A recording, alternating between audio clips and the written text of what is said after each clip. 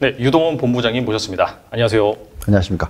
네, 본부장님 모시고 최근에 약간 좀 이슈가 하나 터져가지고 네. 그 매크로 관점에서 한번 살펴보고 네. 장기적으로 주목해야 될 투자 아이디어, 투자 팁까지 한번 알아보도록 하겠습니다. 네.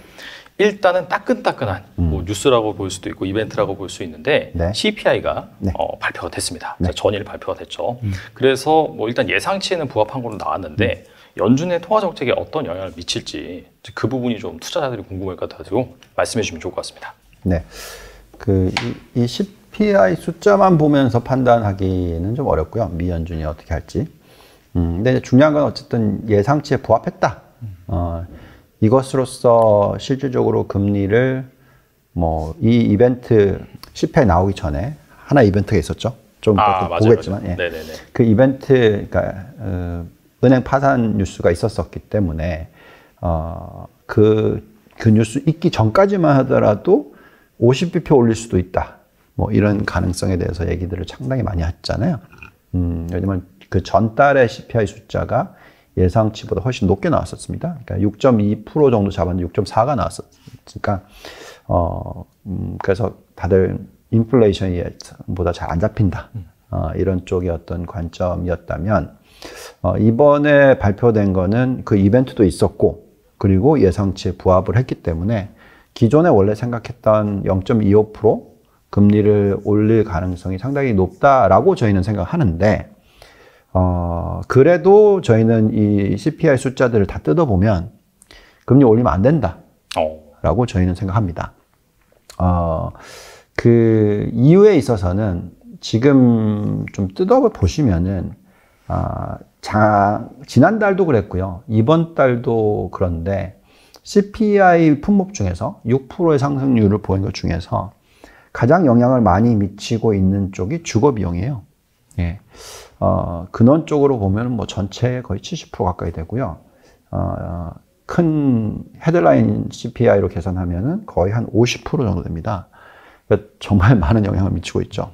근데 그 숫자가 자그마치 8%의 상승률로 올라가니까, 뭐 50%로 계산하면 곱하기 0.5만 하더라도, 다른 게 하나도 안 올라가더라도 이 숫자만 4%가 올라가는 거잖아요. 예, 그래서 그만큼 미 연준의 2%의 목표치보다 훨씬 높아서, 이게 또 스티키하다, 잘 안 떨어진다, 이렇게 이제 두려워들 하고 계시죠. 근데 이제 저희는 이제 그 부분에 있어서, 이 굉장히 중요한 부분이 과거에, 이 주택 가격이 당연히 그 주거비를 먼저 리딩하겠죠. 그래서 주택 가격이 급격한 상승을 보였던 주기에 당연히 따라서 좀 시간차를 거치고 주거 비용이 올라간 거고요. 그런데 지금 현재 보시면은 이 주택 가격의 고점을 찍었던 게 작년 4월 달이고, 거의 1년 가까이 급격하게 빠지고 있어요. 그리고 또 심지어 최근 들어서 나오는 주택 가격은 도시마다 다르지만 거의 상승률이 0이고요. 어떤 데는 마이너스 10%까지도 나오고 있습니다. 그래서 이미 주택 가격이 급격하게 빠졌기 때문에 주거 비용은 레깅 인디케이터라고 말씀을 드릴게요. 그래서 저희가 지난번에 왔었을 때 이 얘기 해드렸었는데, 주택 가격의 움직임과 그 다음에 주거 비용의 움직임의 그 크로스오버, 반대로 가는 요 시기가 일어나고 나면 얼마 있지 않아서 실질적으로 주거비도 떨어지기 시작한다. 예, 그래서 과거에 항상 그랬고요. 지금이 이제 요번에 나온 숫자는, 여기에 지금 올라가 있는 숫자는 그렇지 않은데, 오늘 따끈따끈하게 뽑았어요. 따끈따끈하게 뽑았는데, 뭐, 이제 보니까 완전히 이제 이렇게 크로스가 됐습니다. 예, 그래서 머지않아 떨어진다. 그래서 이것만 보면서 고집을 해서 인플레이션 안 떨어지니까 금리를 5%에서 5.5까지 올려야 된다. 더 뭐 6%까지 막 시장에서 얘기하는 그건 말이 안 되고요. 왜냐하면 이미 실질적으로 그러니까 주택 가격의 상승률은 5%대로 떨어졌고 더 떨어질 거고, 아까 마이너스까지 얘기했잖아요. 그러면은 앞으로 1년 뒤 얘는 정말 그 정도로 떨어집니다. 예, 그래서 또 다른 뭐 세부적인 품목, 뭐 의료비든 뭐 여러 가지 에너지 가격이든 다 들여다봤었을 때 지금 거의 수렴하는 숫자가 3%. 3% 정도. 예. 아. 예, 그래서 3%의 인플레이션을 누르기 위해서 필요한 금리는 6%가 아니죠. 예. 그러니까 5%까지 올려놓으면 진짜 충분하다라고 생각하기 때문에 만약에 진짜 최고로 그래도 누르고 싶다 하면 요번에 한번 올리고 0.25 그리고 나서 멈춰야 된다고 저는 생각하거든요. 아. 예, 그래서 지금 현재가 4.75 그죠? 그래서 이제 한번 올리면 5% 예, 올라가니까 아마도 이번에 이 CPI 숫자들은 스티키한 부분이 당연히 있습니다. 그렇지만 그래도 좀 중장기적으로 놓고 봤었을 때 1년 뒤를 생각한다면 미 연준이 이번에 똑같은 실수를 하면 안 된다라고 생각을 합니다. 왜냐하면 너무 늦게 올리기 시작해서 너무 빨리 올릴 수밖에 없었고 그러니까 너무 빨리 올리다 보니까 너무 많이 올리게 된 케이스라고 저희는 생각하고요. 그래서 지금 현재의 임금 상승률 그리고 지금 현재 모든 숫자들을 다 조합해 봤었을 때 1년 뒤에 인플레이션은 3%대로 떨어져 있을 거다.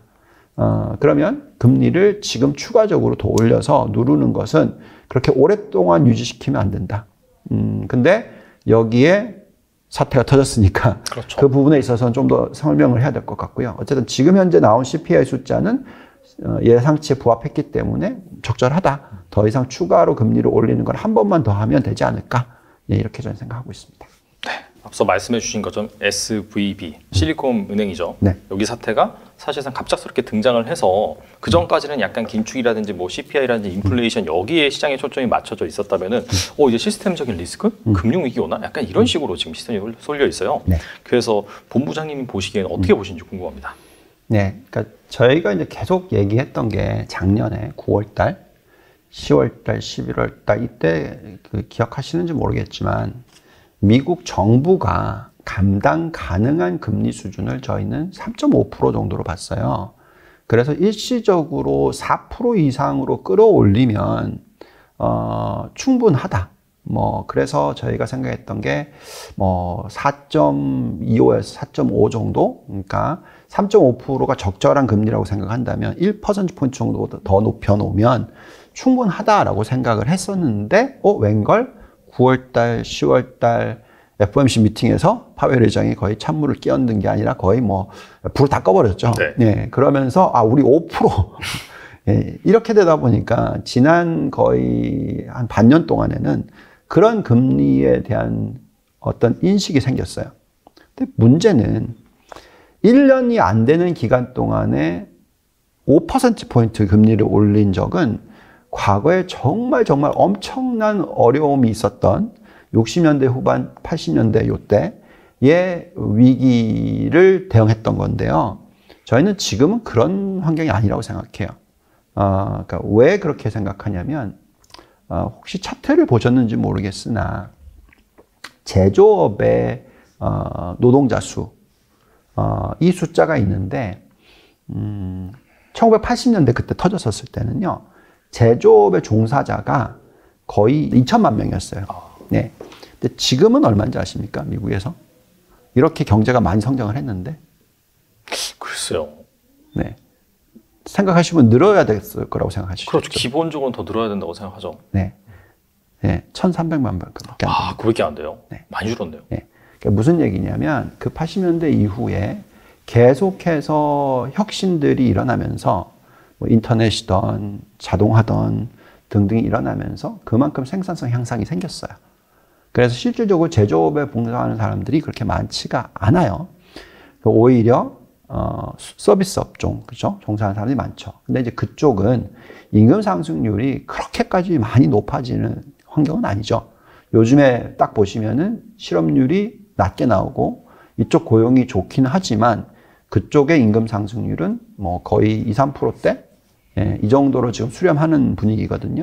그래서 결국은 우리가 이걸 보고 있으면은 금리를 너무 급격하게 1년 동안에 너무 빨리 올렸다. 자, 그러다 보니까 이제 버클이 생기는데, 어떤 버클이 생겼냐면, 어떤 위기가 생겼냐면, 원래는 위험 가중이라는 걸 하거든요, 은행은. 그래서 가장 위험 리스크의 퍼센티지를 줍니다. 그러니까 위험 가중성 자산 규모를 계산할 때 원래 국고채 또는 담보가 있는 대출 또는 부동산 이런 쪽의 어떤 위험성은 적다라고 집어넣거든요. 더더욱이나 정부 부채들은 위험 리스크 0%로 잡아요. 그러면 이제 예를 들어서 자산이 100이 있다 그러면 100 중에서 50을 정부채를 들고 있다. 그러면 자산은 50%만 잡히는 겁니다. 근데 문제가 지금 어떻게 됐냐면 정부채를 들고 있다가 얻어맞은 거예요. 이게 결론은 금리를 너무 빨리 올렸는데 자산 중에서 약간의 일정 부분에 문제가 생겼다라는 리스크 때문에 그게 당연히 벤처 캐피탈 관련된 실리콘밸리 관련된 흔히 말하는 스타트업 관련된 대출 이쪽이 문제가 많겠구나. 실버게이트 캐피탈이 무너지니까 얘가 무너졌으니까 아마 이 SVB 은행의 자산이 문제가 있는 거 아니야? 이런 루머가 터졌고 근데 보니까 예금이 내가 개런티가 되는 게 25만 불밖에 안 됐는데 나 너무 많이 예금해놨네? 그래서 보니까 전체의 파이 중에서 97%가 보장이 안 돼? 그러면 잠깐만 자산이 지금 문제가 생겼네? 뭔지 모르겠지만 어쨌든 나 돈부터 빼고 봐야지. 그러면서 하루 만에 총 이 회사가 갖고 있는 2천억 달러 정도 되는 예금 중에서 420억 달러가 사라졌어요. 어마어마한 뱅크런이 발생했네. 그렇죠. 전체의 4분의 1이 사라진 거죠. 그러면 이거 어떻게 감당해? 그러면 뭘 해야 되냐? 정부채를 팔아야 되는 거죠. 가장 건전하다고 생각하는 거. 근데 문제는 금리 차이가 너무 많이 나 있으니까 여기 평가 손실이던 걸 원래는 부킹을 안 하거든요. 그럼 매매 손실하는 순간에 그 손실이 잡히는 거죠. 그게 자기 자본을 잡아먹고 근데 결국은 무슨 말이냐면 이 은행이 예금이 많이 들어오니까 이 은행은 그래 우리는 그렇게 똑바로 잘 할 거야. 그래서 리스키한 쪽에 투자를 안 하고 그냥 정부채 그냥 묻어둘게. 이렇게 된 건데 이 자산과 부채의 그 만기 미스매치 때문에 나타난 평가 손실이 매매 손실로 연결이 돼 버린 거예요. 근데 그거는 누가 만든 겁니까? 연준에서 만든 거죠. 그렇죠. 그러니까 이게 문제라는 거죠. 그러면 이제는 연준에 대한 신뢰도가 사라질 수 있잖아요. 그럼 이거 큰일 나는 거예요. 그럼 미 연준이나 미국 정부는 어떻게 해야 되겠어요? 당연히 예금을 보호시켜야죠. 그래서 금리를 일정 부분 높여서 인플레이션을 낮추려고 하는 욕심은 알겠지만 그거를 너무 오랫동안 유지시킬 거다라는 두려움을 만들어버리면 그거는 스티키해요, 실질적으로. 그러면 이 채권들이 다 로스가 일어날 거라고 생각하게 된단 말이죠. 큰일 나는 거죠. 그러면 지금 미국은 아마 패권을 잃게 될 겁니다. 진짜 그렇게 로스가 일어나게 되면. 그거는 안 되죠. 예. 그래서 제가 볼 때는 이제부터는 금리를 올리는 거에 대해서 그렇게 섣부르지 못해요. 이미 실질적으로 인플레이션 압력을 주는 정도의 금리, 그리고 미국 정부가 감당 가능한 금리 수준이 3에서 3.5% 사이라면 이미 금리를 그것보다 훨씬 높게 올려놨으면 다 했다라는 거죠, 할 일을. 여기서 더 올리는 거는 인플레이션이 안 잡히니까 그 숫자를 봐야 되니까, 그러니까 똥꼬집이에요. 한마디로 말하면. 제가 생각할 때는. 아집이라고 생각합니다. 제가 생각할 때는. 아닐 수도 있습니다만, 제가 보기엔 그렇습니다. 제가 은행을 정말 오랫동안 들여다봤지만. 그래서 지금 해야 되는 거는 우선 하고, 그러니까 은행이라도 좀 이게 반응을 할 수 있는 기간을 줘야 되는 거예요. 예금이 갑자기 2년 동안에 확 들어와가지고 100%가 늘었어요. 그걸 어떻게 처리할지를 잘 모르는 관계에서 지금 이렇게 된 거거든요. 그럼 이제 금리를 3% 정도 올리면 어느 정도 감당 가능하거든. 그렇게 해놓고 정말 또 인플레이션이 안 잡힌다. 그러면 또 1년 뒤, 2년 뒤로 해서 또 올리면 돼요. 근데 지금은 어떻게 해서든지 빨리 잡아야 된다. 모든 사람들이 이거는 미리미리 먼저 잡아놔야지 1980년대에 있었던 그런 볼커 같이 잡아야 되는 그런 케이스가 안 나온다. 자꾸 그렇게 얘기를 하는데 그게 아니라는 거죠. 그거는 아까 말씀드렸듯이 그 제조업종의 사람들의 수가 늘어나면서 생산성 향상이 안 일어나고 이것이 전부 다 어떤 인플레이션을 자극한 요소로 갔다면 모르겠으나 지금은 그때 절반 수준의 인플로이라는 거죠.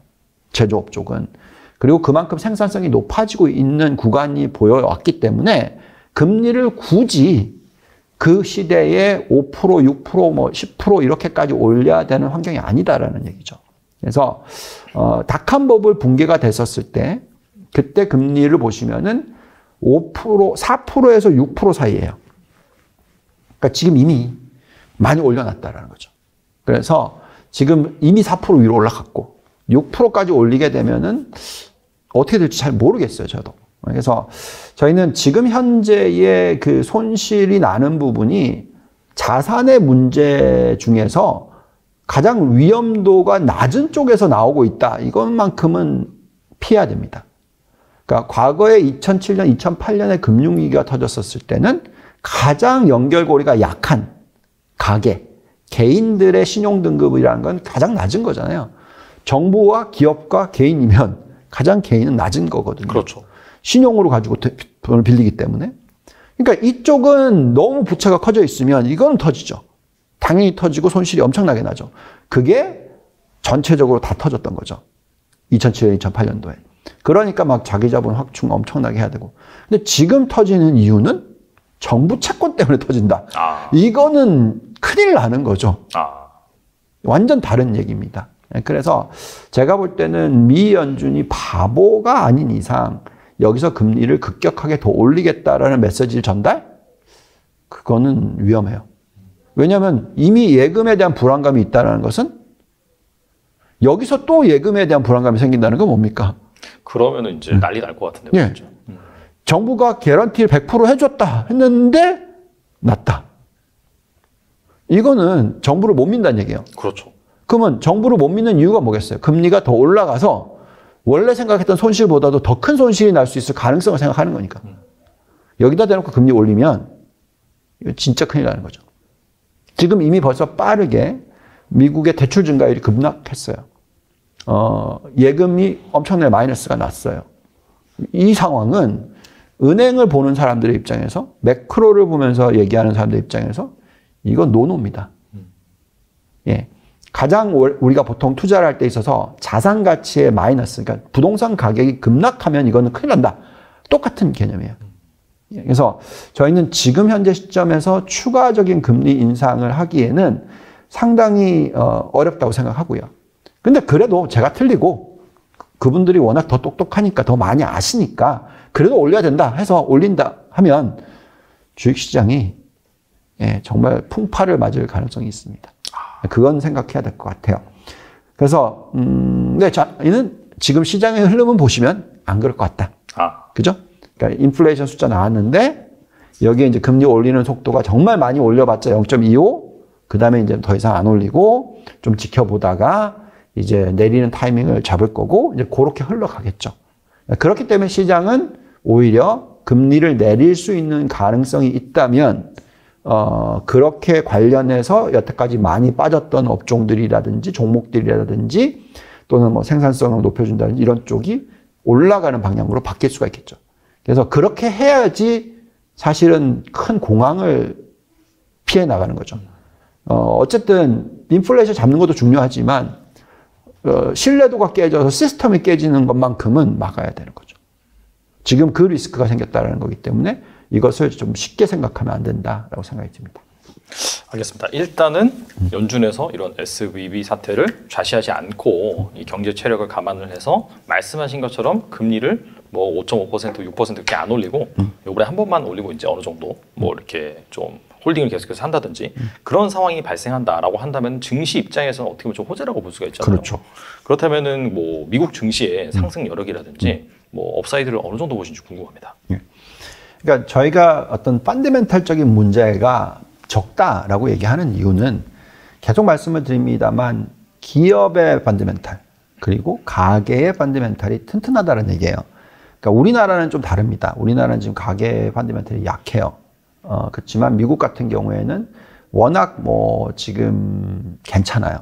부채 비율도 낮고 또 임금 상승률도 있고 고용도 좋고 그런 모습들이에요. 그래서 결국은 이 연결고리 약한 부분이 튼튼하다라는 것은 결국은 실적이 깨지지 않을 거라고 예측을 하고 있어요. 근데 이제 그렇다면 그렇게 그 미국의 투자은행 M사가 전체 이익이 220에서 180으로 떨어질 거다 이러면서 시장이 3,000까지 간다 S&P 이 가능성은 저는 없다고 생각합니다. 아마도 220에서 조금 더 올라가거나 아니면 보합 정도 그리고 내년에는 제법 또 올라가고 이런 식의 어떤 추세라고 생각하거든요. 자, 그게 가정이 맞다면 결국은 적정 가치는 금리에 따라서 정해집니다. 그렇죠? 그러니까 경기 침체가 급격하게 일어나지 않는다라는 가정을 집어넣었을 때. 근데 일어날 수도 있어요. 지금 현재 시점에서는. 만약에 정부가 잘못하면. 근데 이제 안 일어나고 잘 대응했다. 대응하고 있는 것 같습니다. 어쨌든 예금을 100% 개런티를 했잖아요. 그래서 그렇다면 결국 이제 미 연준이 금리를 어느 정도 수준까지로 유지를 하도록 유도를 할 거냐인데 저희는 연말에 3.5% 10년 국채금리 기준으로. 네. 그렇게 가이드를 할 거라고 생각합니다. 그렇다면은, 미 연준이 5%까지 올리고 나서 한 1.5%의 갭을 유지를 1년 정도 시킬 수는 있어요. 그렇다면 내년도에 떨어뜨릴 수도 있는 거고, 그렇게 보지만 어쨌든 간에 어떤 급격하게 올해 내년에 경기 침체가 안 온다라는 가정을 집어넣으면, 금리가 만약에 4%라면, 그러니까 지금이 3.6이거든요. 확 올라갔을 때 4.1까지 갔으니까. 그러니까 4%로 잡으면, S&P의 적절한 연말 가치는 한 4,100포인트 나오고요. 그 다음에 나스닥의 적정 가치는 12,000 정도 나옵니다. 그러니까 딱 지금 지수보다 살짝 높은 편. 근데 나스닥은 좀 더, 지금 많이 올라왔으니까. 그래서 어쨌든 그런 수준이에요. 그럼 4% 금리입니다. 근데 이게 5%라 그러면 더 떨어지겠죠.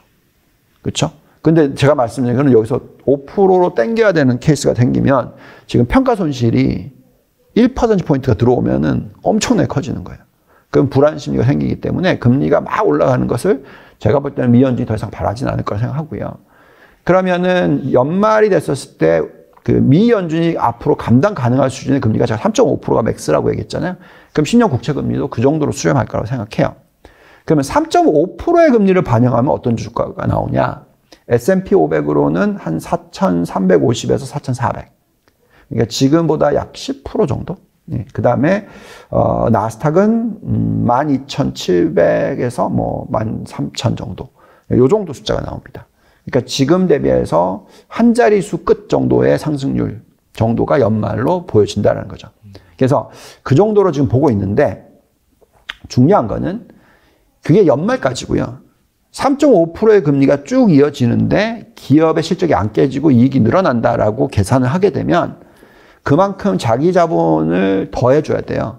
그렇기 때문에 지금 현재의 S&P 500의 ROE가 20%대고요. 나스닥의 ROE가 1, 2%대예요. 그러니까 실질적으로 20%의 상승 초과 부분을 또 집어넣어야 돼요.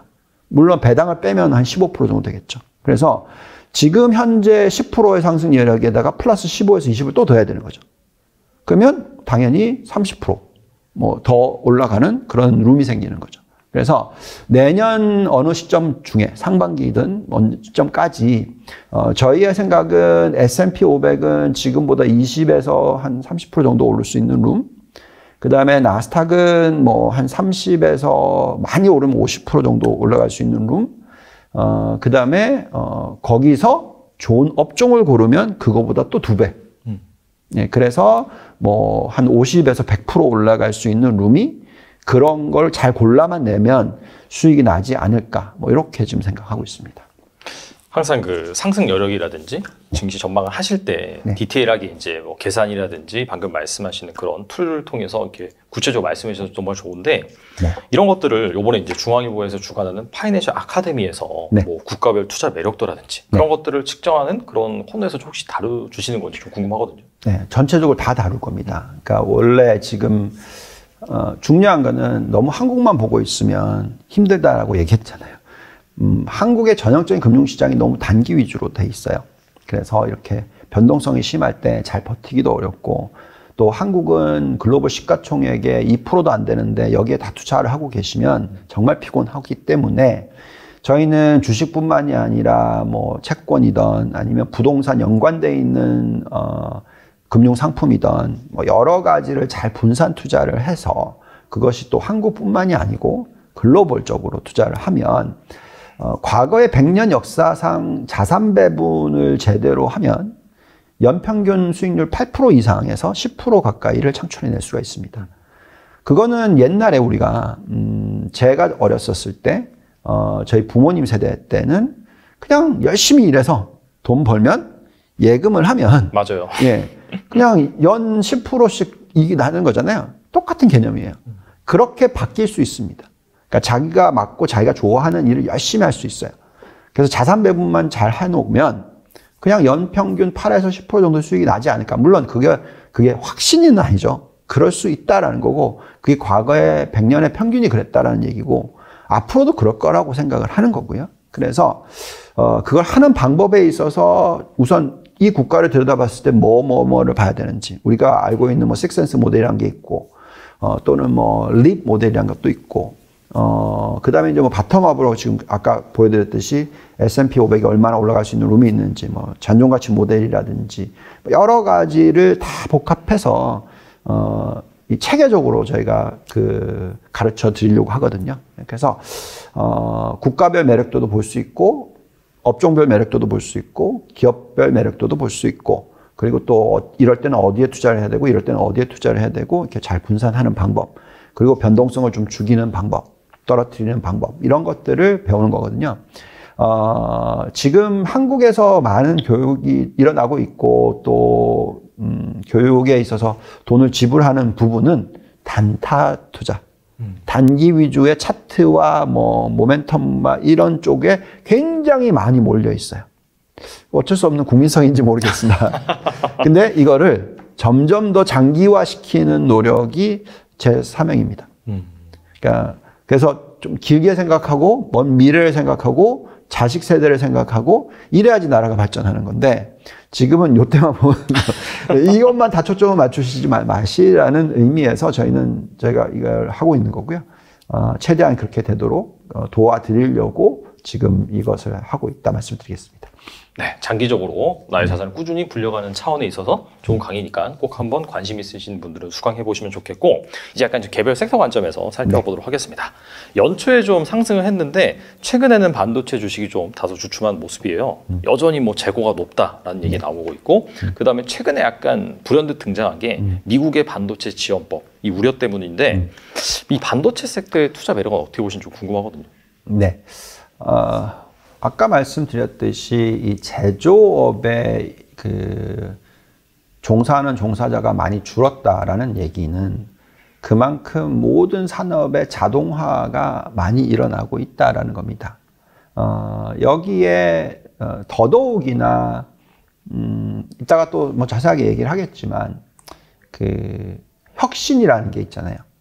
그래서 아까 말씀드렸듯이 80년대 이후에 90년대에 들어서면서 엄청난 혁신이 생겼는데 그게 바로 인터넷이었죠.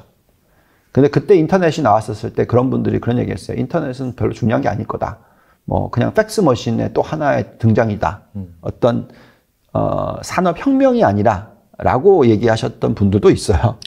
예, 그렇게 생각도 많이 했고요. 그렇지만 혁신이 맞았습니다.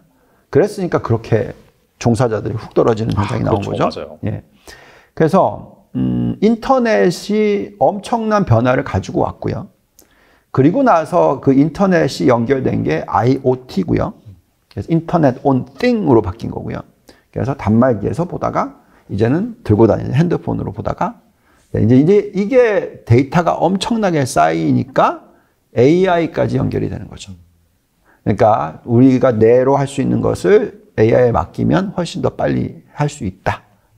자, 거기에 가장 필요한 핵심 부품은 전기차에 가장 필요한 핵심 부품은 똑같은 거죠.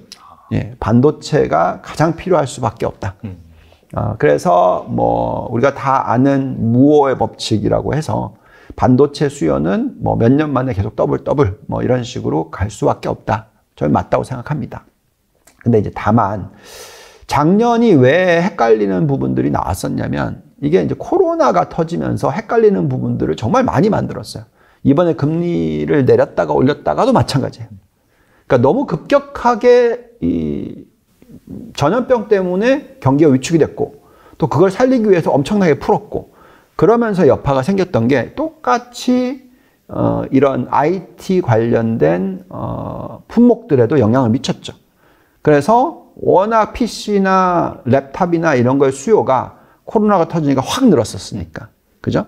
그래서 엄청나게 생산성이 높아지는 것처럼 보였다가 이제 위드 코로나로 바뀌니까 그게 다시 떨어졌어요. 그래서 요 떨어지는 것 때문에 큰일 났다라고 생각을 하시지만 그렇게 생각하지 마시고 코로나가 터지기 전부터의 생산성 추세를 쭉 그어보시면은 이게 코로나가 터지면서 훅 올라갔어요. 그러다 다시 떨어졌는데 그래도 그 추세선보다 위에 있어요. 그렇다라는 것은 계속 혁신이 일어나고 있다라는 거고요. 여기에 지금 1, 4분기에 나오고 있는 엄청나게 놀라운 뉴스는 우리가 인터넷이라는 게 발견돼서 인터넷을 쓰기 시작했다라고 얘기할 때가 제가 처음에 입사했던 게 93년이고요. 정말 모든 그때마다 팩스. 근데 인터넷이 나온 거는 기억하시는지 모르겠습니다만 89년, 90년이거든요. 그래서 쓰기 시작한 건 93년이지만 그때도 별로 아니었고 95, 96 이때가 많았어요. 지금이 챗 GPT라는 게 나왔는데 우리가 그냥 챗 GPT는 상품의 이름이고 어쨌든 AI라는 것이 나왔는데 그 AI가 정말로 혁신을 가지고 오고 있는 것이 느껴지고 그것에 가입하는 사람들이 급격하게 늘어나고 있는 게 지금이라는 거예요. 그때 제가 말씀드렸듯이 95년, 96년 이때가 확 늘 때거든요. 인터넷 가입자들이. 그러면서 엄청난 성장을 할 때입니다. 똑같다라는 거죠, 지금. 그래서 저희는 오히려 지금이 그 95년, 96년의 리피트. 그리고 나서 정말 이게 정말 엄청나게 이익과 연결이 될지 안 될지는 몰라요. 그렇지만 어쨌든 혁신과 연결될 거는 맞다라고 생각합니다. 왜냐하면 제가 종사하는 업종에 있어서 제가 하는 일이 리서치와 분석과 투자잖아요. 그러면 이거를 하려면은 정말 많은 기업을 들여다봐야 돼요. 그죠? 근데 이제 그걸 하려면은 많은 RA들이나 리서치 애널리스트들이 있어야 될 거 아니에요. 필요 없어. 챗 GPT한테 물어보면 아니면 AI한테 물어보면은 그 답을 갖고 온다라는 거죠. 그래서 실질적으로 10명이 필요하던 게 2명밖에 안 필요해지는 시대가 온다. 그리고 또 인간의 수명이 점점점 길어지는데 관련해서 뭐 로봇이 생긴다. 그것을 뭐 이게 사람을 도와주는, 그러니까 움직이는 부분을 줄여주는, 생산성을 높여주는 그런 것들이 생긴다라면 이건 정말 큰 혁신일 수밖에 없죠. 근데 그거에 대한 어떤 지금은 신뢰가 아직은 없는 거예요. 옛날에 뭐 비행기를 나를 수 있냐? 뭐 아니면 지금은 인터넷이 그때 인터넷은 뭐 이건 그냥 하나의 팩스 머신에 뭐 불과하다. 이게 아닐 거라는 거죠. 이 AI가. 그래서 제가 볼 때는 저는 그렇게 생각하는 거죠. 아닐 수도 있겠죠. 근데 만약에 제가 맞다면 그 관련된 반도체의 성장에 있어서는 이 종목은 던지면 안 되죠. 더더욱이나 그 메모리 쪽보다도 메모리도 같이 늘겠지만 흔히 말하는 우리가 비메모리 쪽 그리고 커스텀 관련 반도체 모든 게 다 틀릴 거 아니에요. 뭐 어디에 넣느냐에 따라서 사이즈도 틀리고 요즘에 자동차에 반도체가 많이 들어가는데 그것도 사이즈는 더 클 거고 그러니까 모든 것들이 다 틀릴 겁니다. 그래서 그렇지만 어쨌든 전체적인 수요가 엄청나게 늘어나니까 거기에 대해서 커스터마이즈를 해주는 쪽은 정말 수요가 높을 거다. 그래서 게다가 또 그 인텔과 AMD와 엔비디아의 싸움에 있어서 그만큼 시스템 반도체 부분에 있어서의 어떤 그 혁신이 일어날 만한 엄청나게 빨리 이제 바꿔야 되는 그거를 지금 인텔에서 안 갖고 나왔기 때문에 지금 기다리고 있었잖아요, 다. 그렇죠. 그래서 지연이 되고 있었던 부분이죠. 근데 그게 수요가 없냐? 당연히 있는 거죠. 점점 더 이 AI 쪽이 활성화되면 될수록 이쪽으로 가는 건 더 빨라지겠죠. 그래서 모든 기업들이 우리가 IT 투자를 해야 되는데 근데 시스템 업그레이드를 해야 되는데 우리 기다리고 있었어. 그 역할을 해줄 수 있는 게 나왔냐? 나왔다. 그러면 투자하겠죠. 그러니까 또 다시 훅 올라갈 수가 있습니다. 그래서 그런 부분을 감안한다면 저희는 지금 현재 반도체에 있어서는 너무나 매력도가 높은 업종이다라고 보고요. 다만 우리나라가 안타까운 부분은 메모리 쪽의 비중이 너무 많다 보니까 약간 미국의 소외를 당하는 케이스도 생기는 거고요. 근데 그나마 삼성전자가 파운드리 쪽에 시장 점유율 20% 정도는 들고 있으니까 그래도 그나마 괜찮지 않나 정도. 그래서 사이클적으로는 전체적인 시장을 쫓아갈 텐데 우리가 반도체 비중이 워낙 높다 보니까 조금 덜 정도 그렇게 생각하고 있습니다. 근데 어쨌든 전체적인 비메모리 쪽, 파운드리 쪽, 뭐 통신 관련 반도체, 뭐 신재생 에너지 관련 반도체, 뭐 등등등등, 전기차 관련된 반도체 등등등 다 엄청난 성장을 보이는 산업이 될 것이고 여기에 대해서 관심을 계속 가지시는 게 중요하다 이렇게 생각하고 있습니다. 네, 뭐 전기차는 자율주행 그것도 말씀해 주셨는데 네. 또 올해 유망 투자처로 뭐 전기차라든지 2차 전지 이쪽 섹터를 선정해 주셨는데 네. 그 이유에 대해서 말씀해 주시면 좋을 것 같아요. 네. 자, 지금 AI와 반도체의 혁신은 자동화에 대한 혁신이죠. 그래서 사람을 쓸 필요 없이 다른 뭔가를 쓴다. 이거고요. 그 다음에 전기차와 전기차 부품은 좀 더 스페시픽하게, 좀 더 중점적으로 내연기관차에서 전기차로 넘어간다. 요거죠. 근데 전기차가 내연기관 자동차보다 훨씬 더 효율이 좋더라가 키입니다.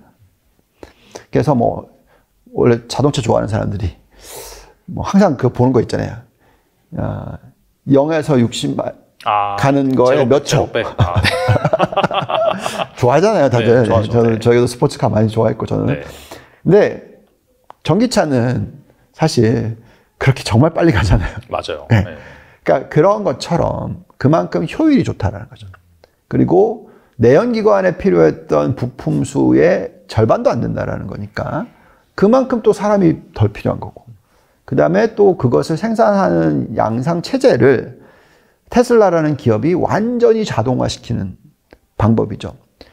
옛날에 그 포드라든지 이쪽 그 자동차 혁신이 일어났었을 때가 컨베이어 벨트가 나오면서 자동 조립할 때 이제 사람이 쭉 서서 하는 걸로 이렇게 바꾸니까 훨씬 좋았다. 생산성이 높아졌다. 근데 이번에는 그게 아니라 그냥 아예 사람이 별로 필요 없는 시스템으로 가잖아요. 또 줄이는 거죠. 그래서 그만큼 이것도 혁신을 일으키고 있고, 비용을 낮출 수 있고, 단가를 낮추는 효과를 가져오고 있기 때문에 인플레이션 낮추죠. 그러니까 미연준이 훨씬 더 좋아하겠죠. 이런 업종들은. 그래서 저희는 그렇기 때문에 이 전기차 업종만큼은 앞으로 20년, 30년, 50년 뒤에는 내연기관 차들은 사라지고 다 전기차로 바뀔 거다라는 가정이 들어가는 한 이 업종에 대한 투자만큼은 전체 포트폴리오의 4분의 1 정도, 5분의 1 정도는 꼭 가져가셔야죠. 물론 누가 잘할 거냐 이거에 대한 정답은 앞으로 시간을 두고 봐야 되는 일 겁니다. 그렇지만 그래도 지금 잘하고 있는 애들이 지금 잘하고 있는 형님들이 더 성공할 확률이 높다. 예, 그래서 저희는 계속해서 이 부분에 있어서 누가 승자가 될 것이냐를 볼 거고요. 그렇지만 업종 자체로서는 굉장히 큰 비중을 투자를 해야 된다라고 생각하고 있습니다. 전기차 그러고 2차 전지 같은 경우에는 근데 종류가 되게 많잖아요. 뭐 약간 그 광물을 이렇게 캐는 뭐 알버말이라는 그런 뭐 기업도 있고 아니면 소재를 만드는 기업, 그 셀도 만드는 기업이 있는데 뭐 되게 많아서 이런 것들을 좀 이 중에서 뭔가 좀 어느 쪽이 더 좋다 그런 식으로 접근을 해야 될지 아니면은 이런 것들을 다 한 대 묶어서 투자를 하는 뭐 ETF에 투자할지 그분도 좀 궁금해할 것 같거든요, 사람들이. 예, 이게 참 어렵습니다. 왜냐면 우선은 전기차에 가장 필요한 게 배터리, 그죠? 그리고 이제 배터리의 효율성과 배터리의 중량, 그리고 그 배터리 가지고 얼마나 긴 길이를 갈 수 있냐 이런 거잖아요. 근데 지금 한국산과 중국산이 항상 경쟁을 하고 있고, 뭐 여기에 이제 일본이 좀 껴있겠죠. 패나소닉이 있으니까. 근데 어쨌든 체제가 중국과 한국은 다르죠. 반도체. 죄송합니다. 그 배터리 네. 예, 종류가. 그렇다 보니까 저희가 생각할 때는 한국의 경쟁력이 더 있다라고 생각은 해요. 근데 이제 안타까운 부분은 중국의 시장 자체의 규모가 전기차가 크다라는 거죠. 그러면 자기네들이 자체적으로 경쟁력을 키우기 위해서 자기네 자국 국가들에 대한 베네핏을 더 주려고 할 거라는 겁니다. 그리고 중국은 목숨을 걸고 물류 비용을 낮춰야 되고 목숨을 걸고 전력 비용을 낮춰야 됩니다. 그렇기 때문에 전기차로 넘어가는 것이 내연기관차에서 넘어가는 게 훨씬 더 좋기는 맞아요. 그래서 계속해서 그쪽 시장을 성장을 시킬 거예요. 그렇기 때문에 어떻게 보면은 아예 중국과 중국 배터리와 이걸 다 버릴 수가 없어요. 왜냐하면 그 시장 자체가 규모가 크고 그 시장도 계속해서 키울 수 있는 어떤 저축이 있고 개인들이 그리고 그렇다 보니까 엄청나게 시장이 커질 수 있는 여력이 있다 보니까 계속해서 또 물류 쪽은 단가를 낮춰야 되는 부분이 있기 때문에 정말 비싸거든요, 중국은. 그래서 그런 부분들을 감안했을 때 중국 관련된 쪽도 투자를 일정 부분 하셔야 돼요. 근데 이게 또 사회주의 국가니까 우리의 입장에서는 GDP 규모로 따졌을 때 글로벌 GDP의 20%를 차지하니까 그 20% 이상으로 투자하는 것은 아니다라고 생각합니다. 자, 그럼 나머지를 봤었을 때는 미국에다 투자를 해야 되겠죠. 아무래도 테슬라라는 기업도 있고 또 테슬라가 누구의 배터리를 쓰느냐에 따라서도 또 바뀌고 그렇죠. 예, 그렇다 보니까 저희가 생각할 때는 연관되어 있는 쪽을 봐야 돼요. 그리고 테슬라를 대항할 만한 전기차 회사가 있을까? 지금까지는 뭐 우리나라 자동차 그 정도 중국도 있지만 그거는 제가 볼 때는 좀 다르게 보셔야 될 것 같고 유럽 maybe 근데 일본은 안전이 아닌 것 같고 저희가 생각할 때는 그래서 결국은 정답을 잘 찾아내기가 어렵잖아요. 그래서 ETF를 투자를 하는 것이 맞을 수 있습니다. 그래서 저희는 ETF로 투자를 하는 것을 추천을 해드리고요. 그렇지 않다면 그냥 시장 점유율 1등, 2등, 3등, 4등까지 투자하시면 돼요. 예. 전기차에서 1등이 누구냐? 테슬라. 그렇죠. 2등이 누구냐? 우리나라 현대차, 기아차. 3등이 누구냐? 어디? 복수회건. 이렇게 해서 그냥 자동차, 완성차 쪽은 그렇게. 아니요, 배터리 보자. 우리나라 당연히 삼성 S, LG, 엔솔루션 등등등 있고, 그 다음에 CATL. 그냥 분산 투자. 그렇게 하면 되는 거고. 결국은 얻는 걸 딱 골라서 누가 이길 거야 이걸 결정을 안 내리면 되잖아요. 그래서 ETF로 활용하시는 게 더 좋지만 그것도 하기가 난 더 욕심이 난다. 그러면은 그렇게 1등부터 4등까지 분산 투자를 4분의 1씩 하셔도 나쁘지 않은 전략이다라고 저는 생각하고 있습니다. 그러니까 자기가 스스로 ETF를 만들어서 투자하는 거네요. 결과적으로. 그렇죠. 1등부터 4등까지 투자하면. 네. 리밸런싱도 알아서 해야 되는 거죠. 그렇죠. 순위가 바뀔 때마다. 그렇죠. 그렇죠. 그럼 자체적으로 따라가니까 당연히 수익성은 좋을 수 있다고 생각합니다. 알겠습니다. 테슬라 말씀해 주셨는데 지금 테슬라 주가를 보면은 원래 한 고가가 400불이었다가 100불까지 빠지고 지금 거의 200불 정도로 회복을 하긴 했어요. 하지만 또 여전히 고점 대비 반토막이란 말이죠. 그래서 약간 테슬라에 대한 관심이 많은데 본부장님은 어떻게 보시는지 좀 궁금하거든요. 저희는 테슬라만큼은 꼭 들고 가셔야 된다고 생각해요. 물론 테슬라가 어떤 전략을 세우느냐에 따라서 많은 게 변할 수 있습니다. 예를 들어서 우리가 지금 시장 점유율 20몇 프로 들고 있는데 전기차 시장에서 우리 50%를 끌어올릴 거야. 애플처럼. 그러면 어떻게 해야 되겠죠? 단가를 낮춰야죠. 그렇죠. 예, 이렇게 됐을 경우에는 테슬라만 들고 있어야 돼요. 나머지 다 죽죠. 그래서 테슬라만큼은 들고 있으셔야 된다라고 생각하고요.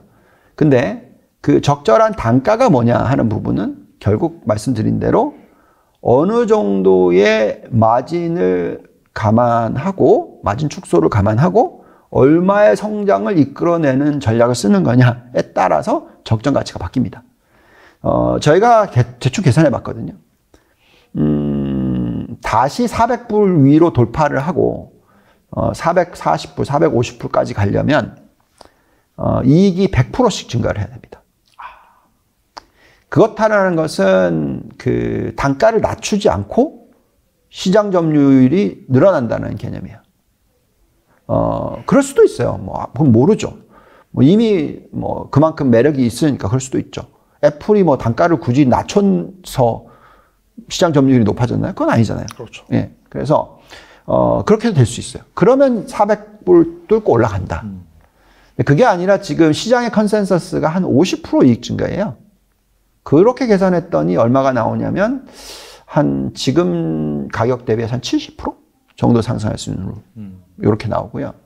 그게 아니고 단가를 후려칠 거다. 그래서 이익 증가율이 20% 정도밖에 안 나올 거다. 시장은 엄청나게 많이 잡아먹겠지만. 그리고 나서 나중에 단가 올릴 수도 있다. 그렇죠. 이렇게 계산할 수도 있죠. 그럴 경우에는 단기적으로는 한 상승률이 20%대로 떨어집니다. 그래서 저는 테슬라에 대한 어떤 그 상대적인 가치를 당장 이루어내겠다고 생각하시면 안 되고요. 그래서 저는 한국의 투자자들이 굉장히 잘하고 있다고 생각합니다. 계속해서 빠질 때마다 사고 있고, 좀 오르고 나면 조금 털고, 이런 식으로 계속 모아가고 계세요. 저는 그게 굉장히 좋은 방법이다라고 생각하고 있고, 적어도 테슬라만큼은 우리가 전기차에 대한 투자 비중을 예를 들어서 100을 가져가겠다. 그러면 테슬라를 최소한 40% 이상은 들고 가야 된다. 예, 그렇게 생각하고 있고, 나머지 60%를 뭐 나눠서 가져간다든지. 그렇게 생각을 하는 게 적절하지 않을까 생각이 들고요. 그리고 좀 템포를 길게 잡으시라고. 왜냐하면 앞으로 내연기관을 잡아먹는 기간이 10년이 될지 20년이 될지 30년이 될지 모르니까 그 속도라는 것은 빨라지면 빨라질수록 주가가 높게 도달하는 게 빨라지겠죠. 그렇지만 언젠간 도달한다. 그리고 그 언젠가 도달하는 기간 동안에 예금금리나 지금금리보다는 훨씬 높은 수익률을 가져다 줄 거다라는 생각을 갖고 있습니다. 근데 이게 테슬라에 대해서 약간 우려를 포함하는 목소리 중에 네. 테슬라가 사실 그 중국 시장에 약간 공장도 있고 거기서 많이 판매를 하잖아요. 근데 네. 중국 같은 경우는 이미 그 뭐 신차 판매 침투 같은 경우에 거의 30%에 다다라서 이제 약간 성장이 힘들다. 약간 그런 식으로 좀 부정적으로 보는 그런 시야도 있더라고요. 그래서 이 부분에 대해서는 좀 어떻게 생각하실지 좀 궁금하긴 하거든요. 네. 그게 이제 결론적으로는 중국 시장에서의 이 문제 이슈가 결국은 전체적인 큰 그림에서의 이슈예요. 그러니까 이게 테슬라에 국한된 게 아니고요. 우리가 양대 체제로 가느냐 안 가느냐의 어떤 구조의 변화죠. 예를 들어서 미국과 서방 플러스 뭐 우리나라 포함되겠죠. 아니면 중국과 뭐 러시아 뭐 이쪽. 그러니까 이게 양대 체제로 인터넷 시스템도 그렇고 모든 부분이 다 그렇게 가게 되면 전기차도 그렇게 가게 돼 있어요. 왜냐하면 전기차도 생각해 보시면 생산성을 높여주는 건 맞아요. 근데 중요한 거는 나중에 거기서 또 연결되는 게 뭐냐면 전기차도 하나의 로봇이다라는 거죠. AI와 연결이 된다라는 거죠. 그래서 어느 시점이면은 자율주행이 될 거고 어느 시점에서는 뭔가 이게 바뀐다라는 거죠. 그래서 인터넷이 IoT가처럼 마찬가지로 전기차도 연결이 된다는 겁니다. 자, 그렇다면은 중국에서의 입장에서는 어떻게 해서 테슬라 몰아내겠죠. 그죠? 그리고 자기네 자체 국가의 자동차, 전기차를 키우겠죠. BYD든, 네, 뭐, 리모토든, 뭐, 샤팽이든, 뭐, 아무튼 등등등. 자기네 시스템 구축할 거예요. 그럼 여기에 딱 들어오고 나면 못 빠져나가겠죠. 애플에 딱 가입하고 나면 못 빠져나가는 것처럼. 그죠? 테슬라도 마찬가지예요. 여기에 딱 가입하고 나면 못 빠져나가게 만들어 놓은 거죠. 그래서 얼마나 양극화가 되느냐. 어차피 애플은 여전히 미국에서, 중국에서 팔리잖아요. 그렇죠. 그래도 20% 유지를 하잖아요. 우리나라는 갔다가 20%에서 빵. 그죠? 네. 그렇게 테슬라도 할 거라는 거죠. 아. 그래서 더 이상 성장을 못 할 수는 있어요. 그렇지만 거기에 시스템 안에서 완전히 빠져나오지 못하게끔 할 수도 있습니다. 그래서 물론 그거에 대한 두려움 때문에 중국 시장에서 어떤 두려움 때문에 주가가 빠질 가능성, 변동성이 있을 수 있어요. 그렇지만 장기적으로 놓고 봤었을 때 테슬라의 시스템이 가장 지금 적에도 위성 많이 쏘아 올렸고 앞으로 가장 많은 데이터가 지금 쌓이고 있고 앞으로 가장 먼저 뭐 자율주행으로 갈 거다라고 저희는 생각하고 그렇다면 테슬라의 시스템에 가입하고 싶은 사람들이 많지 지금 신생 뭐 기업들 뭐 이렇게 싫을 거예요. 이게 이제 나 처음으로 바꾸는데 그래도 앞으로 내가 오래오래 갈 때 하고 싶겠죠. 그래서 아마도 중국에서도의 시장 어떤 점유율에 대한 리스크가 있을 거는 당연하지만 전체적인 큰 그림으로서의 성장성이 훼손될 거라고 생각하지는 않습니다. 그만큼 이미 테슬라는 자리를 잡았다라고 생각하고 있습니다. 2차전이나 테슬라 대표적인 성장주잖아요. 네. 그래서 이런 것들을 좀 어떻게 투자자 입장에서 좀 밸류에이션을 해야 되는지 이번에 이제 파이낸셜 아카데미 과정에서도 이 밸류에이션 과정이 있잖아요. 간단하게 말씀해 주시면 좋을 것 같아요. 아주 간단하게 얘기를 하자면 저희가 이제 이거는 이제 마지막 부분에서 그 강의에서 들여다볼 건데요. 투자자들이 좀 다양하잖아요. 가치 투자자, 성장주 투자자, 모멘텀 투자자.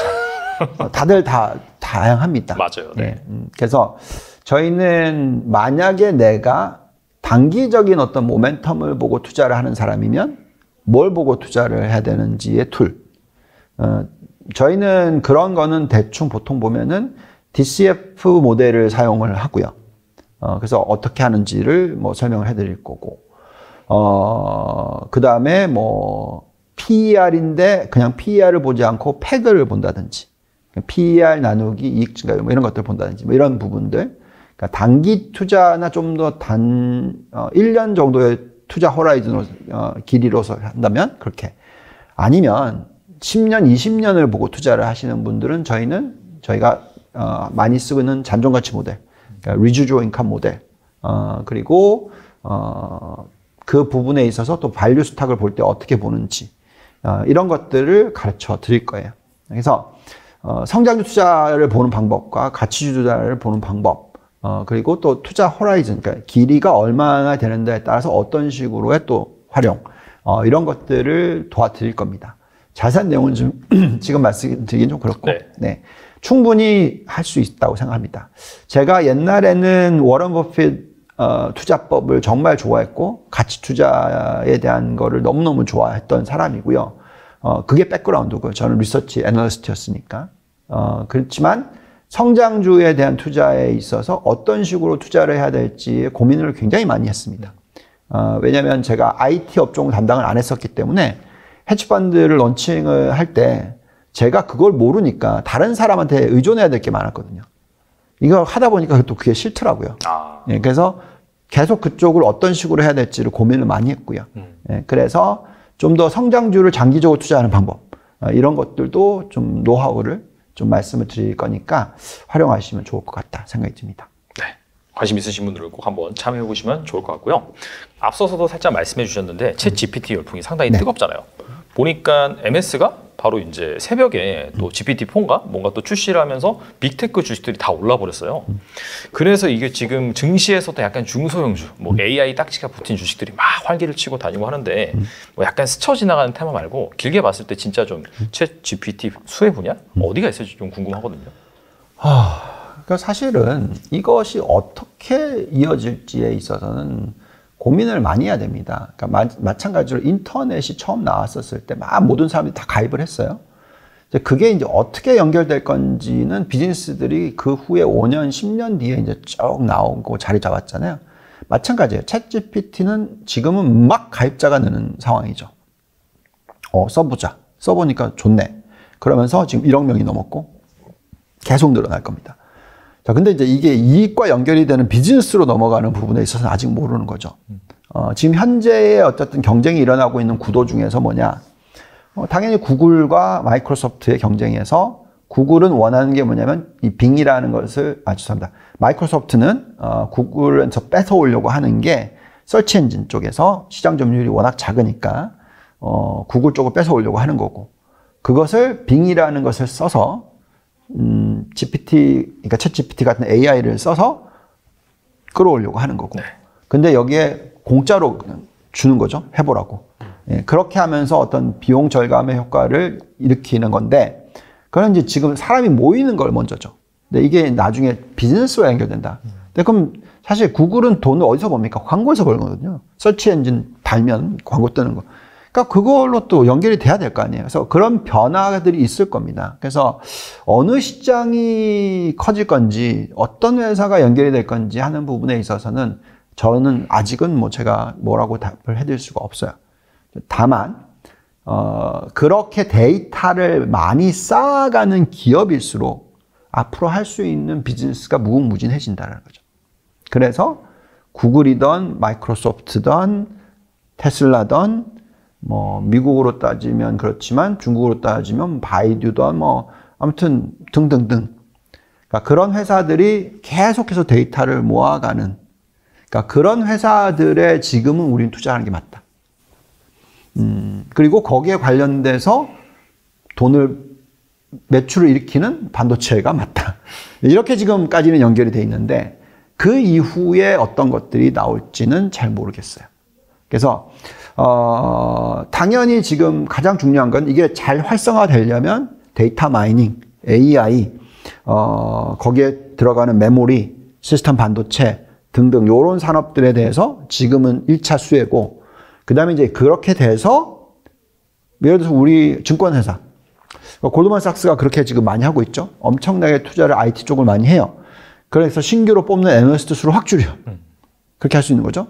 저도 만약에 리서치 센터를 운영을 한다면, 지금은 안 하고 있지만 옛날에는 20명, 30명 뭐 이렇게 쓰다가, 옛날에 정말 큰 증권회사, 한국 증권회사는 리서치 본부만 80명 뭐 이랬단 말이죠. 예. 그거 다 필요 없죠. 10명 이하로 떨어뜨릴 수도 있어요. 예. 그렇게 변하면서 또 어떤 엄청난 생산성을 높일 수 있는 거죠. 그래서 그런 것들이 어떻게 변할지는 봐야 됩니다. 또 심지어는 뭐 법 관련된 로펌도 마찬가지로, 그러니까 리걸 어시스턴트가 필요 없을 수도 있죠. 그죠? 그냥 쓰면 돼. 뭐 또 의료 쪽도 마찬가지죠.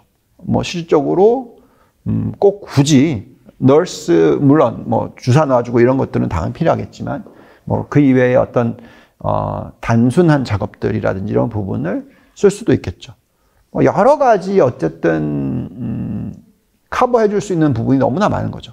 그래서 무궁무진할 것 같습니다. 그래서 저희는 지금은, 옛날에는 인터넷이 무궁무진한데 IoT로 연결된 것처럼 지금은 챗GPT 같은 AI가 무궁무진한데 그게 뭔가로 연결되는, 마찬가지겠죠. 뭐 챗GPT 온땡이 될 수 있겠죠. 그죠? 모든 상품이 다 핸드폰이든 뭐 밥솥이든 뭐든 간에 뭐 어떻게 해야 되니 뭐 그렇게 될 수가 있다는 거죠. 그래서 저희가 생각할 때 점점 더 변화가 일어날 거고요. 이건 혁신과 연결이 되는 거니까 충분히 관심을 가지셔야 되는데 종목 잘 모르겠어요.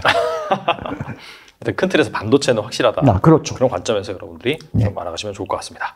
그리고 항상 자산 배분의 중요성에 대해서도 강조하고 계시는데, 만약에 1억 정도가 있다, 그래서 포트폴리오를 구성한다라고 한다면 어떻게 꾸리는 게 좋을지 말씀해 주시면 좋을 것 같습니다. 그러니까 1억이라는 돈이 제가 개인적으로 생각했었을 때 어느 정도의 가치가 있느냐 하는 게 중요하겠죠. 그래서 만약에 1억을 잃으면 난 다 전 재산을 날려, 이런 생각이라면 자산 배분을 꼭 하셔야죠. 그래서 뭐 장기적인 개념으로 연간 수익률이 한 10% 정도 낼 수 있고, 자산 배분을 하면 연 10% 복리가 나오고, 그러면은 뭐 1억 가지고 1년에 1,000만 원씩 버니까 그 1,000만 원 가지고 뭐 쓴다, 이런 개념으로 가신다면 자산 배분이 당연히 맞고요. 근데 그게 아니라 나는 지금 1억밖에 없지만 앞으로 빨리 100억을 만들어야 돼 라고 생각하시는 분들은 자산 배분 중에서 주식을 어떻게 더 적극적으로 투자하는지를 생각하셔야 되고요. 그 다음에 만약에 정말로 내가 돈이 많은 사람이고 100억 정도 들고 있는데 그 100억 중에서 수익률을 연 한 3, 4%만 내도 된다 라고 생각한다면 자산 배분 중에서도 굉장히 보수적인 자산 배분을 하는 거죠. 예를 들어 드리면 지금 현재 딱 시장이 정말 헷갈리잖아요. 그럼 이럴 때는 절반은 채권 투자. 근데 어디에? 금리가 높은 채권 투자. 특히 국고채인데 높은 금리 있는 투자. 이걸로 하시고, 나머지 절반은 우리가 지금 얘기하고 있는 4차 산업혁명과 챗GPT 뭐 등등등 인플레이션 낮춰주는 효과를 가지고 오고 있는 성장주. 그 중에서도 현금 흐름이 좋은, 계속 성장을 자체적으로 할 수 있는 높은 금리에서도 감당 가능한 이쪽에 또 절반을 투자하시는 거고요. 이런 전략이 좋다라고 생각하실 수 있고요. 그게 아니면은 그냥 분산 투자를 전체적으로 아주 브로드하게 업종별로 쭉 해놓은 것도 나쁘지 않고요. 아니면 그냥 주식만 투자를 하는데 성장주만 투자를 하면 아마 10%가 아니라 거기에 2배 정도의 수익을 연간 올릴 수 있는 또 전략이 나올 수도 있습니다. 그래서 저희는 지금 현재 시점에서는 어쨌든 큰 매크로 그림으로 놓고 봤었을 때는 달러의 약세 추세, 금리는 하향 안정화 추세로 간다라고 생각한다면 당연히 채권 비중을 일정 부분 들고 가고 선진국 비중보다도 신흥국 비중을 시가총액 비중보다는 조금 더 높게 가져가는 전략을 가져가고요. 그다음에 그 안에서 이제 완전히 투자를 주식만 한다면 성장주의 비중을 훨씬 더 높게 가져가고 그 성장주 중에서 그만큼 이익이 연결이 되는 기업들, 대표적으로 뭐 빵이나 마가 같은 대표적인 기술주, AI 반도체 관련된 종목들, 그 다음에 전기차 부품, 신재생 에너지, 그리고 바이오 헬스케어 이런 쪽에 투자를 하시는 전략이 적절하다. 이렇게 저희는 생각하고 있습니다. 방금 말씀하신 약간 좀 보수적으로 연 10% 정도 꾸준히 올리는 그런 포트폴리오라고 한다면은 약간 노후 준비로도 괜찮겠네요. 길게 그렇죠. 보고. 그러니까 이런 겁니다. 절반을 채권을 투자를 하면 저희 상품이 3개가 있는데 저희 실질적으로 운영하는 상품은 그러니까 연수익이 네. 10%보다 훨씬 높게 나와요. 예. 그래서 상대적으로 그렇게 공격적 투자를 하고요. 그 다음에 완전 보수적인 거는 절반은 채권이나 저변동성 투자하고 절반을 아까 말씀드린 홈런처럼 운영을 해요. 그렇게 하다 보니까 수익률이 뚝 절반 정도 이하로 떨어집니다. 그렇지만 변동성도 절반 이하로 떨어지겠죠. 그리고 이제 중간이 있어요. 그건 이제 주식이 훨씬 더 많고요. 근데 다 어떻게 하냐면 분산은 투자를 더 많이 늘리는 거죠. 그래서 채권을 왕창 사는 게 아니라 채권은 조금만 더 사고, 조금만 사고, 나머지 주식을 10종목이 아니라 20종목을 늘려놓는 거죠. 더 많이 분산을 해서. 그래서 변동성을 줄이는 겁니다. 그런 방법이 있고요. 아니면 ETF를 집어넣는다든지 이런 식으로. 그래서 저희가 방법에 있어서는 어느 정도의 목표치를 원하는지, 그리고 그 목표치를 달성하기 위해서는 꼭 감안해야 되는 리스크가 있는데 얼마나 감당 가능한지를 같이 보면서 판단하는 게 중요합니다. 알겠습니다. 이번 파이낸셜 아카데미에서도 글로벌 자산 배분의 필요성 여기에서 다루시잖아요. 네. 간단하게 말씀해 주시면 좋을 것 같아요. 네. 계속 말씀을 쭉 이 방송을 찍으면서 드렸지만 우리나라 투자자들이 연간 수익률이 9% 10%만 돼도 우리나라의 경제 성장률은 엄청나게 높아질 수 있습니다. 아, 그럴 수가 있겠네요. 진짜. 네. 여태까지 지난 10년, 20년을 보시면 역사상 우리나라는 주식 투자를 하시는 분들의 수익률이나 금융자산 투자 수익률이 너무나 낮았어요. 예, 심지어는 주식 투자는 0% 이런 얘기도 있습니다.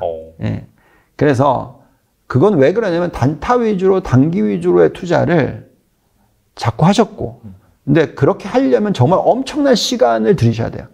맨날 차트를 보시면서 그러니까 엄청난 에너지가 필요하단 말이죠. 그렇게 빨리 수익을 내려면. 네. 근데 그걸 못하기 때문에 안 되는 거예요. 저희는 그 방법은 옳지 않다기보다는 어렵다. 저희는 좀 템포를 느긋하게 먹고 연 한 10% 수익을 내자 뭐 이런 식의 어떤 마인드를 갖고 있다면 글로벌 자산 배분만큼 편한 게 없을 거다라는 생각이고요. 그렇게 장기적인 투자를 하시는 데 있어서 꼭 필요한 툴들이 있다. 그리고 꼭 필요한 툴을 통해서 글로벌 자산을 할 필요가 있다. 그래서 저희는 이걸 기획을 하고 있고, 특히 우리나라의 젊은 층, 이제 곧 일을 시작하시는 분들이나 일을 시작하신 분들을 위해서 이렇게 장기적인 투자를 하는 마인드를 지금부터 만들어 놓으시는 게, 그러면서 자기 일에 집중할 수 있는 그런 환경을 만드는 게 중요하다라고 생각해서 이 프로그램을 기획을 했고요. 앞으로도 계속 키워나갈 그런 생각을 가지고 있습니다. 네, 그럼 여태까지 약간 좋은 투자 아이디어, 그 다음에 파이낸셜 아카데미 과정에 대해서 말씀해 주셨는데, 혹시라도 여기서 좀 다루지 못한, 좀 구체적으로 더 설명해 주시고 싶으시다라고 하시는 부분이 있으면은, 어떤 사람이 수강하면 좋을지, 또 다른 어떤 내용을 다루는지 그런 거 있으면 말씀해 주시면 좋을 것 같아요. 네, 거의 대부분 다 커버를 했는데요. 어쨌든 앞으로의 어떤 장기적인 미래를 꿈꾸고 계시는 분들은, 즉 부자가 되고 싶다라든지 아니면 경제적 자유를 이루고 싶다는 생각을 지금 당장 하시는 분들 말고요. 좀 템포를 길게 생각해서 앞으로 10년 뒤, 20년 뒤, 30년 뒤를 계획하시는 분들이 들으시면 정말로 좋은 강의가 되지 않을까라는 생각이 들고요. 그리고 그런 마인드를 가지고 어떤 그 일에 임하면 자기가 하고 있는 일에도 그만큼 열심히 할 수가 있어서 그냥 금융업종에 종사하시는 분들뿐만이 아니라 어떠한 일을 하시는 분들이라도 좀 안정적으로 장기적인 좋은 수익률을 올리시고 싶으신 분들이 들으시면 굉장히 좋지 않을까 이렇게 생각이 듭니다. 네, 뭐 매크로 이슈 여전히 어지럽긴 한데 시기열을 좀 늘려서 장기적으로 보신다라고 한다면은 또 정말 편안하게 투자할 수 있는 그런 기회도 많이 많거든요. 또 섹터나 산업 같은 경우에도 분명히 또 성장하는 그런 부분이 있고, 그래서 마인드도 참 중요하고 그 마인드를 계속해서 유지하기 위해서는 얼마나 내가 잘 제대로 분석을 하는지, 잘 알고 있는지 그 부분이 핵심이기 때문에 이번에 본부장님한테 한번 제대로 한번 배워보는 그런 시간을 갖는다라고 한다면은 분명히 장기적으로 좋은 성과가 나지 않을까 생각을 합니다. 네, 지금까지 유동원 본부장님 나와주셔서 감사합니다. 감사합니다.